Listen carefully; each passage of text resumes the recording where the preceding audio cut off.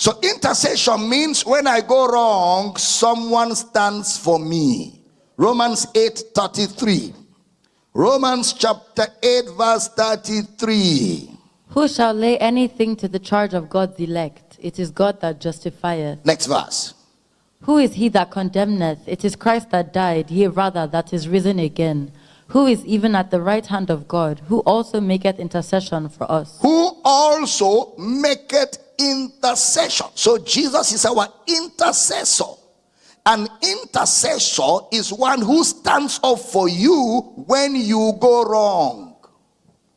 Intercession is for when you go wrong. If you were not ever going to do wrong, you will not need an intercessor.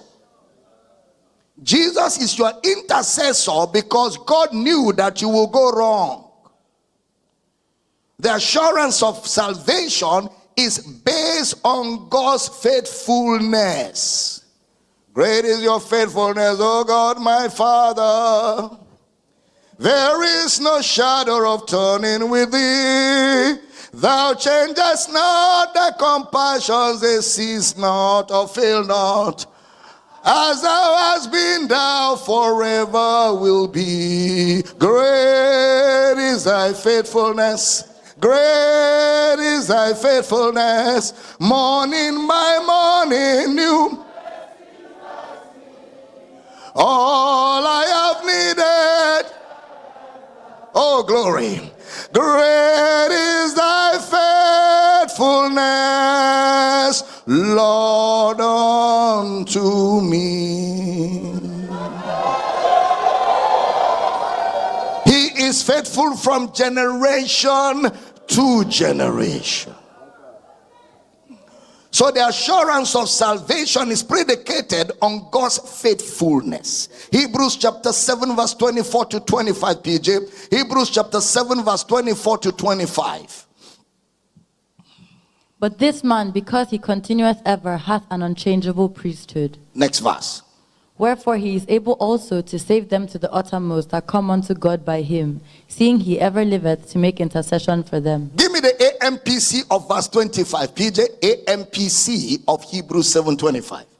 Therefore he is able also to save to the uttermost, completely, perfectly, finally, and for all time and eternity, those who come to God through him, since he is always living to make petition to God, and intercede with him and intervene for them. Intervene for them. So he is able to save completely, perfectly, finally, and for all time and eternity. Those who come to God through him. Did you come to God through Jesus? So Jesus will save you completely, perfectly, finally, and for all time and eternity. Salvation is predicated on the faithfulness of God. On the faithfulness of God, not on the morality of man. Salvation is predicated on the faithfulness of God, not on the morality of man. The word saved to the uttermost means forever. So Jesus is alive in you to ensure that nothing brings you back to the state where you were before he met you. He lives inside you. You know the word soteria. The word soteria. You cannot have soteria without a sota. And I told you, soteria among the Greeks, there's a background to all of these words. When they said soteria, it's like an emperor who goes to war. Then he conquers a territory. All right? Then he moves into the territory to be domiciled in it to protect the territorial integrity. So there can be no soteria without a sota. So in salvation, when we say Savior, Jesus is called Savior because Jesus is an emperor. He conquered sin and death. Then he moved into our hearts to live inside our hearts to secure us forever. To secure us forever. Sin can never undo what Jesus has done.